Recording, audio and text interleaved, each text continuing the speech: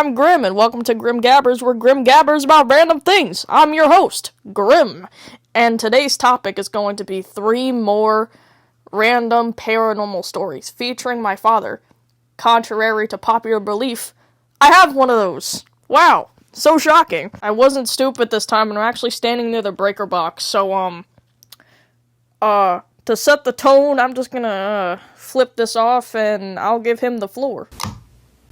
When I was younger, maybe 10 the most, I went and stayed at my great grandfather's house who lived in North Carolina. Let me just give you a layout of this house. As soon as you walked in, there were stairs that went up, straight up, and then a little landing, and then to the left up to the door to an attic. To the left and right were rooms. I stayed in the room that was right there to the right, which would be the living room with a fireplace. Yes, a real fireplace. Well, while sleeping,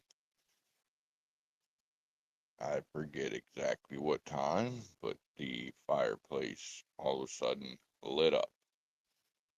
Thinking nothing of it because I was asleep, I just kind of curled up in my blanket on the sofa and proceeded to go back to sleep. And then I heard the noise, the creaking of a door, the attic door, which I knew nobody was up there. Well, I wrapped up in my blankets just a little further, except for my face exposed. It is then I heard the chains kink, kink, kink, slowly coming down the steps. I wrapped up my blanket so tight you thought I was a caterpillar becoming a butterfly. Kink, kink, kink, all the way down the stairs. At this point, I was petrified. The fireplace, the kink, kink, the creaking of the door, and then the front door slowly opening, which had a deadbolt and a chain. It opened about maybe 6 inches and it stopped. Everything was dead quiet. My grandfather, who I'm told this next morning about what happened, said that the house used to be used in the Civil War to hold prisoners up in the attic. Apparently, one of them tried to escape, who had been chained and shackled. He made it down the stairs to the front door, opened it about 6 to 8 inches, and then was shot. He repeats this at least once a week. 8 o'clock or so, I think it was, me, my friend, his younger brother, and my younger brother were headed to my house. I was driving a pickup truck. Our younger brothers were in the bed. As we were approaching the dirt road that we would take as a back road shortcut, we noticed ahead of us what appeared to be taillights of a car. I proceeded to make the right, and then as we're driving, I noticed that my brother's younger brother and his younger brother were banging on the window saying, "Drive faster." As I looked out my window, I noticed that what we thought were taillights were in fact looked like red glowing eyes, staying the same height and distance away from us and height above the ground, going through the woods as we were driving. I sped up, they kept up. I went faster, maybe about 60, 65 miles an hour down this windy dirt road.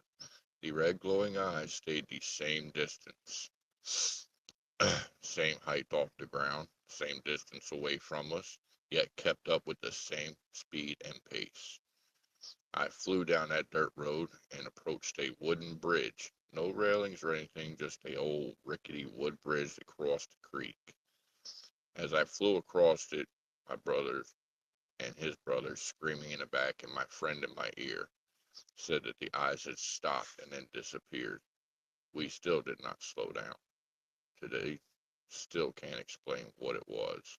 When I was younger, we lived in Hawaii, as my father was stationed there in the Navy. My sister had her own room, I had my own room. While my father was home, everything was quiet. Everything seemed peaceful. The couple of days after he deployed, went out on the ship, he was not home, just me, my sister, and my mother. My little brother had not yet been born.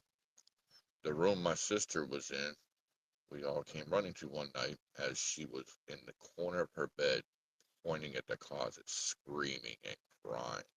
The closet door was open. Thinking nothing of it other than a scared little girl, closed the closet door, calmed her down, and proceeded back to bed. A little while later, she was up screaming again. My mother and I ran in there.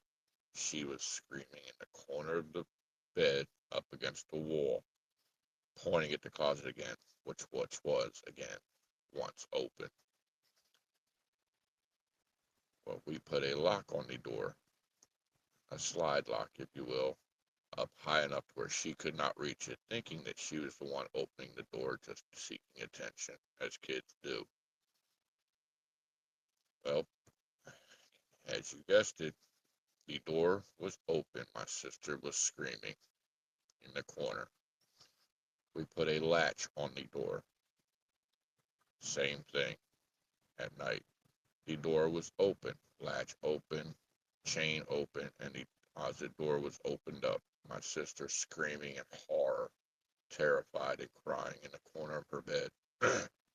She said she saw what looked to be like a green demon-looking thing with red eyes, razor white teeth, and claws peering out from the closet at her. We put a dresser in front of the door. As you guessed it, the door was open, but the dresser slid with the door. After that, my mother got tired of it, swapped me and my sister with our rooms. As I lay in bed, the door came open. I rolled over and went back to sleep, ignoring whatever it was. Never seemed to bother us again. Flashbang, welcome back. Was it spooky? If you didn't know about the schedule, I'm going to take a 3-day break, come back, and then we're going to do more trans talk, which if you didn't know is my tips, tricks, hacks, and facts for trans people, specifically trans mask people. But anyway, that's enough of me. It's getting late, and I think you should go to bed. I'm not sure if you'll be able to after those stories, but hey, try anyway. You got school in the morning. Anyway, goodbye!